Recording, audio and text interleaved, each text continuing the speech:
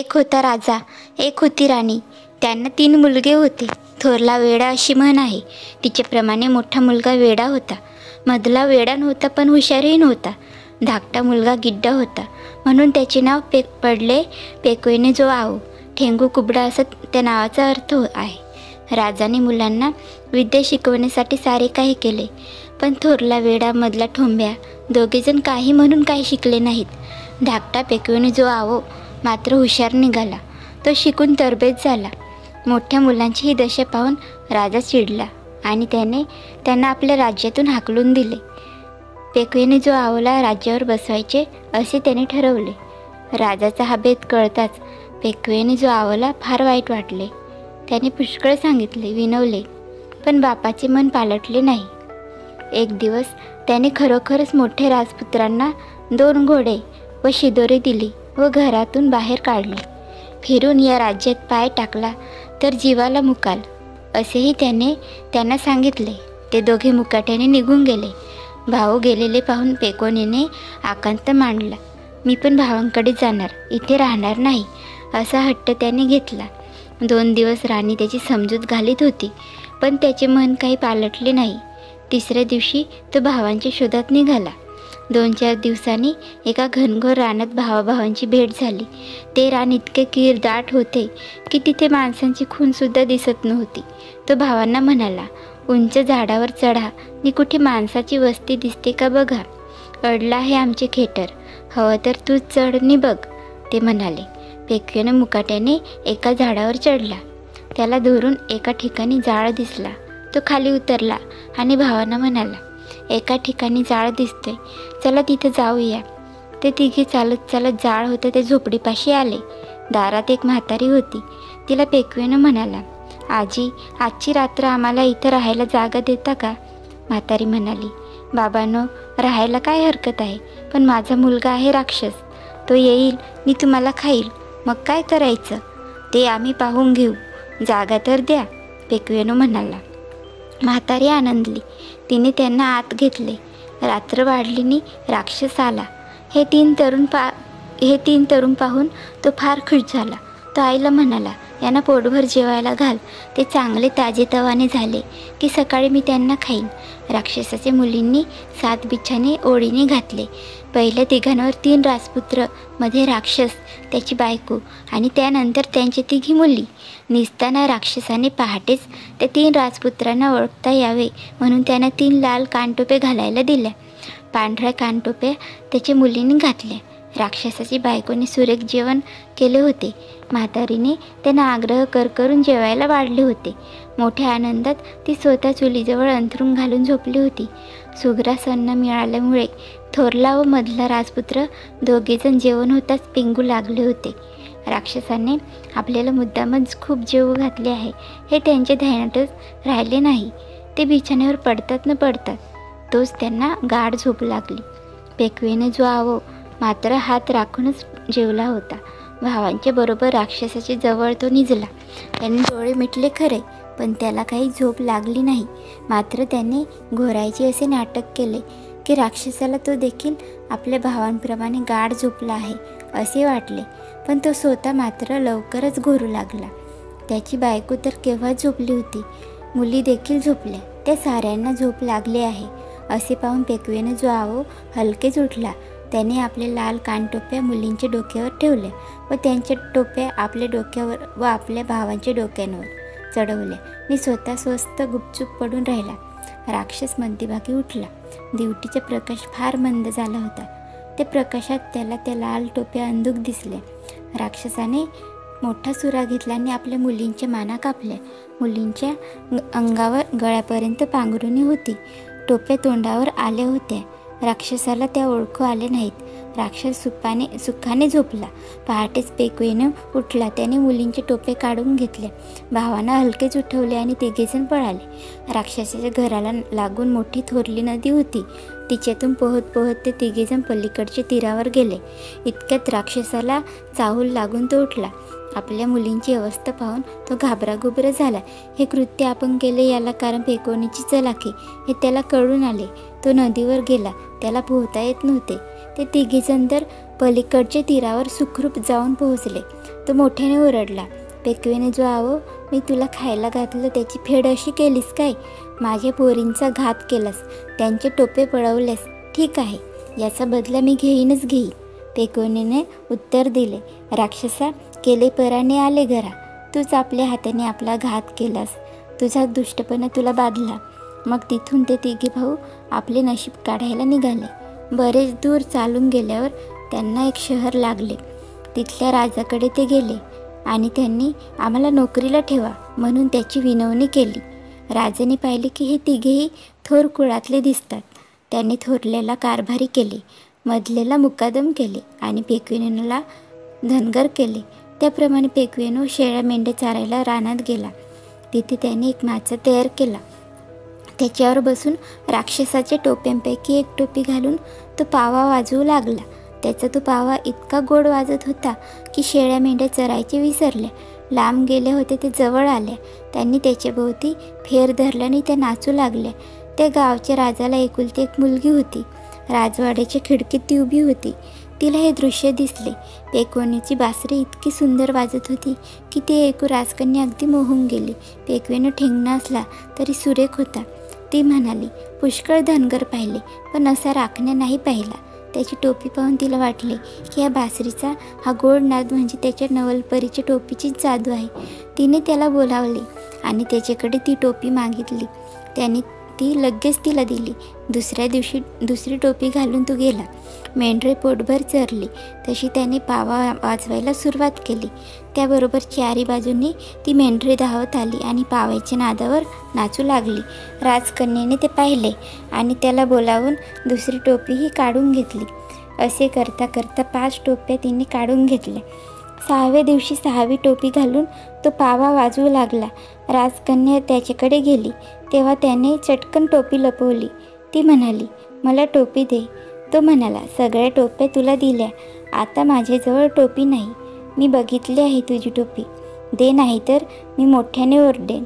शेवटी पेकवेनूने ती टोपी काढून तिला दिली. मग ती वाड्यात परतली आणि राजाला सांगून तिने पेकवेनूच्या पगारात वाढ करवली. हे पाहून त्याच्या भावांच्या पोटात दुखू लागले. ते म्हणू लागले, याचा पगार वाढवला आणि आमचा नाही, आता याला मारूनच टाकूया. मग ते त्याला कसा मारावा याचा विचार करू लागले. इतक्यात राजा पडला आजारी. तेव्हा कारभारी भाऊ राजाला म्हणाला, फुलाणगावी एक राक्षस राहतो, त्याचे एक पोपट आहे. तो पोपट आणून तुम्ही त्याच्याशी बोलाल तर बरे व्हाल. राजा म्हणाला, कोण आणील तो पोपट? कारभारी म्हणाला, पेकवेनू जावं. राजाने पेकवेनूला बोलावले व म्हटले, फुलाणगावच्या राक्षसाचा पोपट आणशील? आणि राजेसाहेब. पेकवेनू म्हणाला. तो लगेच तिथून निघून फुलाणगावाला आला. राक्षसाच्या बागेत लपून बसला. मध्यरात्र झाली तशी तो हळूच बाहेर पडला आणि त्याने पोपटाला हात घातला. त्याबरोबर पोपट मोठ्याने ओरडला, राक्षसा, तू मेला आहेस का जिता आहेस रे? पेकवेनू जो आवा आलाय मला न्यायला. राक्षस लगेच उठून बाहेर आला. पेकवेनू केव्हाच लपला होता. राक्षसाने खूप शोधले पण त्याला तो सापडला नाही. मग राक्षस पुन्हा घरात गेला आणि झोपला. थोड्या वेळाने पेकवेनू फिरून पोपटाला धरायला गेला आणि पोपट पहिल्याप्रमाणे ओरडला. फिरून राक्षस बाहेर आला. पेकवेनूही लपून बसला.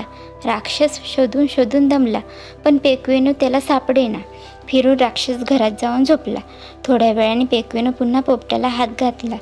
मग पुन्हा राक्षस आला व पेकवेनू लपून राहिला. आता मात्र राक्षस पोपटावर फार चिडला. 3दा खोटे बोलून मला उठवलंस, आता बोंबल तर खरा की तुझं डोकंच कापीन, असे म्हणून तो घरात जाऊन निसला. 4थ्यांदा पेकवेनूनं पोपटाला धरले पण तो राक्षसाच्या भीतीने ओरडला नाही. पेकवेनू पोपटाला घेऊन नदी पार करून गेला. सकाळी राक्षस उठतो तो पोपट गेलेला. नदीवर जाऊन बघतो तो पेकवेनूच्या खांद्यावर आपला पोपट. तो जोरात ओरडला, पेकवेनू, बरं मागा आलास, जेवलास आणि माझ्या पोरींना मारून टोपे पळवलेस. आता माझा पोपट चोरलास, पण ध्यानात ठेव, तुला मी मारीनच मारीन. बरं मी फिरून येईन आणि मी पण तुला मारीन, पेकवेनू म्हणाला. तिथून तो राजाकडे गेला. राजा पोपट पाहून फार खुश झाला. त्याने पेकवेनूचा पगार आणखी वाढवला. हे पाहून त्याचे भाऊ फार दुःखी झाले. फिरून त्यांनी मसलत केली. ते राजाला म्हणाले, राजेसाहेब, नुसता पोपट मिळून काय होणार? राक्षसाची एक घोडी पण आहे, तिच्यावर बसाल तर दुखणं हा म्हणता जाईल. कोण आणील घोडी? पेकवेनं जो आव. राजाने पेकवेनूला फुलान गावच्या राक्षसाची घोडी धरून आणायला सांगितली. त्याचे भाऊ म्हणाले, महाराज, घोडी आणली नाही तर त्याला मारून हाकलून काढीन म्हणून सांगा. राजाने म्हटले, घोडी आणली नाहीस तर मारून घालवून देईन, आणलीस तर बढती देईन. पेकवेनं फिरून आपल्या कामगारीवर निघाला. फुलान गावातल्या राक्षसाच्या बागेत जाऊन लपला. मध्यरात्री तो घोडीच्या बागेत शिरला. मग त्याने तिच्या पुढचे गवत काढून टाकले आणि तिच्या आयाळीला हात घातला. त्याबरोबर घोडी खिंकाळत ओरडली, राक्षसा रे, तू मेलायस की जिता आहेस? पेकवेनं जो आव मला धरून नेतोय. राक्षस खडबडून उठला, पण पेकवेनं लपून बसला होता. त्याला तो सापडला नाही. राक्षस शोधून थकला. घोडी भुकेने ओरडली असे वाटले म्हणून तिच्यापुढे त्याने गवत टाकले आणि घरात जाऊन झोपला. पेकवेनं फिरून बागेत आला आणि त्याने घोडीची आयाळ धरली. फिरून घोडी ओरडली. पेकवेनं लपला. राक्षस आला आणि पेकवेनं दिसला नाही. तेव्हा निराश होऊन घरात गेला. तिसऱ्यांदा असेच झाले. तेव्हा राक्षसाने घोडीला दम भरला की आता जर खोटं बोलून तू माझी झोपमोड केलीस तर तुझे तुकडे करून खाईन. तो घरात जाऊन झोपल्यावर पेकवेनं बागेत आला. घोडीला म्हणाला, मुकाट्याने माझ्याबरोबर चल. ओरडलीस तर फुकट आपला जीव गमावशील. घोडी मुकाट्याने निघाली. नदीच्या पाण्यातून पेकवेनं पैलथडीला आला आणि राक्षसाची वाट पाहत मजेत बसला. सकाळी घोडी नाही हे पाहून राक्षस फार चरफडला. पण करतो काय? नदीच्या पलीकडच्या तीरावर पेकवेनं बसला होता. राक्षसाने त्याला शिवे देऊन म्हटले, माझं अन्न खाऊन माझ्यावर उलटलास, पोरींना ठार केलंस, पोपट चोरलास, घोडी चोरलीस, पण याद राख, मी तुला मारीनच मारीन. बरं, मी फिरून येईन, मी तुलाच मारीन. पेकवेनं म्हणाला. राजाला घोडी पाहून फार आनंद झाला. त्याने पेकवेनूला आणखी बढती दिली. हे पाहून भावांच्या अंगाची लाही झाली. त्याने निश्चय केला, याला आता मारलंच पाहिजे. मग दोघांनी विचार करून राजाला म्हटले, महाराज, फुलांच्या राक्षसाची हिऱ्याची अंगठी आहे. आपल्या बोटात ती फार शोभेल. शिवाय तिने आपली तब्येत देखील सुधारेल. राजाने पेकवेनूलाच ते काम सांगितले. त्यावेळी पेकवेनूला आधीच्या यशामुळे खूप हुरूप आला होता. तो आनंदाने आपल्या कामगिरीवर निघाला. संध्याकाळच्या वेळी तो राक्षसाच्या वाड्यात शिरला. दिवसभरच्या श्रमाने राक्षस थकून जात असे. रात्री तो स्वच्छ आंघोळ करी. आंघोळ करताना अंगठी काढून चौरंगावर ठेवीत असे. हा चौरंग बाहेरच्या खोलीत असे. यावेळी तर पेकवेनूला अंगठी मिळायला इतका वेळ लागला नाही. राक्षस आंघोळ करून आला आणि बघतो तो अंगठी गेलेली. पेकवेनूनेच ती चोरली असली पाहिजे याबद्दल त्याला जरासुद्धा संशय राहिला नाही. तो बाहेर धावत आला, पण तोवर पेकवेनू नदीपार गेला होता. फिरून दोघांची मागच्याप्रमाणे बोलाचाली झाली. अंगठी मिळाल्यावर राजाने पेकवेनूला नाझर केले. आता तर त्याचे भाऊ इतके चिडले की त्याचा निकाल लावला पाहिजे असे त्यांनी ठरवले. मग ते राजाला म्हणाले, महाराज, फुलांच्या राक्षसाची तलवार आहे, ती सांगा आमच्या भावाला आणायला. पेकवेनूने अंगठीप्रमाणे तलवार देखील पळवून आणून राजाला दिली. मग त्याचे भाऊ राजाला म्हणाले, महाराज, पेकवेनूला सांगा की तू जर खरा शूर असशील तर रात्री फुलांचे राक्षस जी गोधडी पांघरून निसतो ती तो रात्री झोपलेला असताना त्याच्या अंगावरून काढून आण. आता पेकवेनूची गाठ राक्षसाची प्रत्यक्ष पडून पेकवेनू खलास होणार याबद्दल तीळ मात्र शंका त्या भावांना राहिली नाही. राजाने हुकूम केला आणि पेकवेनू निघाला. संध्याकाळी तो राक्षसाच्या घरात लपून बसला. रात्री राक्षस व त्याची बायको गोधडी पांघरून झोपली. पेकवेनूने राक्षसाच्या बायकोच्या बाजूने हलकेच गोधडी ओढली व स्वतः लपून बसला. राक्षसाला थंडी वाजू लागली. तो जागा झाला आणि बायकोला म्हणाला, गोधडी का ओढलीस? मला थंडी लागते ना. ती म्हणाली, मी नाही ओढली. फिरून ती दोघी झोपली. फिरून तिच्या बाजूने त्याने गोधडी ओढली आणि आपण बसला लपून. फिरून राक्षस बायकोला बोलला. फिरून दोघे झोपली. पेकवेनूने गोधडी राक्षसाच्या बाजूने ओढली. तेव्हा बायको उठली आणि म्हणाली, आता तुम्ही का हो ओढता गोधडी? मी नाही ओढली. राक्षस म्हणाला, असा प्रकार 25 वेळा घडला. एकदा पेकवेनं गोधडी या बाजूने ओढी, एकदा त्या बाजूने. शेवटी राक्षस चिडला आणि त्याने गोधडीची कटकट नको म्हणून ती दूर कोपऱ्यात भिरकावली. त्याबरोबर गोधडी घेऊन पेकवेनू पळाला आणि नदीतून पोहून पैल तीरावर येऊन बसला. सकाळी गोधडी गेलेली पाहून राक्षस नदीवर गेला आणि पेक्वेनूला म्हणाला, अरे तू माझी पोरी मारल्यास, माझा पोपट नेलास, घोडी नेलीस, अंगठी नेलीस, तलवार नेली नी गोधडी पण नेलीस, आता काय राहिलं आहे न्यायला? पण थांब, एक दिवस तुला मी मारीनच मारीन. बरं मी फिरून येईन आणि तुलाच मारून जाईन, पेक्वेनू म्हणाला. आता अखेरचा उपाय म्हणून ते भाऊ राजाला म्हणाले, महाराज, आपण राक्षसाचे साऱ्या चीजं मिळवल्यात. आता फक्त त्याची एवढी ताकद कमवायची तर त्याच्यावरच आपण स्वार झालं पाहिजे. आमचं पेक्वेनू राक्षसाला मौसूद करून आणेल. सांगा त्याला राक्षसाला पकडून आणायला. राक्षसावर बसायचे काम मोठेच भयंकर. राजा काही केले तयार होईना, पण अखेर गोड बोलून कारभाऱ्यांनी त्याला तयार केले.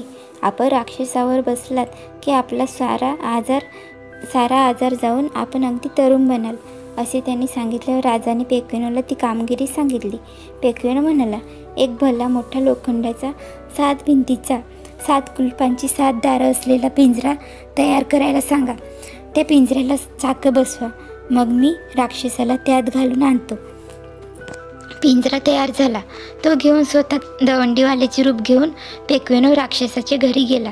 ऐका, पेक्वेनू जो आहो नावाच्या इस्माने भयंकर गुन्हा केल्यामुळे त्याला दुपारी 12 वाजता राजवाड्याबाहेर सुळावर टाकायचा हुकूम राजेसाहेबांनी दिला आहे हो. ज्या कुणाला ही फाशी बघायची असेल त्याच्याकरता गाडी आली आहे हो. ही बातमी ऐकून राक्षसाचा आनंद गगनात मावेना. अखेर हलकट पेक्वेनूला मरताना बघायची संधी कशी आहे ती चालून आली तरी जातोच मी पाहायला, असे म्हणून तो त्या दवंडीवाल्याला म्हणाला. राजेसाहेबांनी खरंच गाडी पाठवली आहे. होय, ही पहा नवी कोरी गाडी. पेक्वेनूने पिंजरा दाखवला. मग त्या राक्षसाला खुश करून त्याने पिंजऱ्याकडे नेले. राक्षस आत गेल्यावर अगदी मधल्या कप्प्यात बसल्यावर पेक्वेनूने मोठ्या शिताफीने 7 दरवाजे बंद करून त्याने कुलपे घातली आणि मोठ्याने म्हणाला, राक्षसा फसलास रे. मी पेक्वेनू तुला न्यायला आलोय. मी म्हटलंच होतं की मी तुला घेऊन जाईन म्हणून. राक्षसाचे सारे धैर्य आता मात्र गळून गेले. पेक्वेनूने बरोबर बरेच नोकर आणले होते. त्यांनी तो पिंजरा राजवाड्याच्या अंगणात आणून उभा केला. राक्षसाने खूप धडपड केली, पण पिंजरा इतका भक्कम की तो तुटेना. राक्षसाला कळून चुकले की आता हार खाल्ल्याशिवाय तरणोपाय नाही. त्याने पेक्वेनूची विनवणी चालवली की मला सोड, मी तुला सगळे धनदौलत देईन. पण पेक्वेनूने एकच उत्तर दिले, तुला सोडणार नाही.